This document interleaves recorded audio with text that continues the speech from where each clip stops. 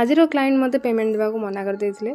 Yes जेहेतु से मोर चिन्हारे थिले तो मु तांकठु एडवांस आनी नथिली आ से आस्थिले फेयरवेल पार्टी मेकअप हेबाकू आ मु तांकर मेकअप करथिली भलसे आ तांको मेकअप भी बहुत ही पसंद आस्थिला। हेले से मेकअप होला परे कहले कि एटा डे टाइम मेकअप थिला तो कम मेकअप यूज हेजी तो मु आपनको किछि पेमेंट देई परिबि नाही।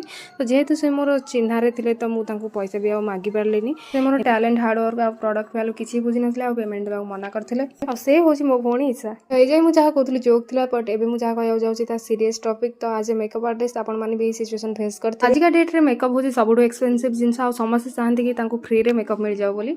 निज क्लोज टू वन को बिना पैसा रे मेकअप करि हबो बट जो माने आपण पचार नथिबे किबा कथावार्ता कर नथिबे से माने भी जेतले मेकअप हेबार टाइम आसीबो से माने कहबे अरे तू त हमर रिलेटिव रे तू कोन हमठार पैसा नबो। आ आपण जेतबे तांको पेमेंट मागिबे से जिंस को एक्सेप्ट करि परिबेनी आ से आपनकर टैलेंट हार्ड वर्क आ प्रोडक्ट वैल्यू को भी बुझिबेनी। तो पेमेंट देबा को मना कर देबे तो भलो हबो कि आपण जदि ए भली क्लाइंट मिलुची तो डायरेक्ट नो कहबा सिखंतु।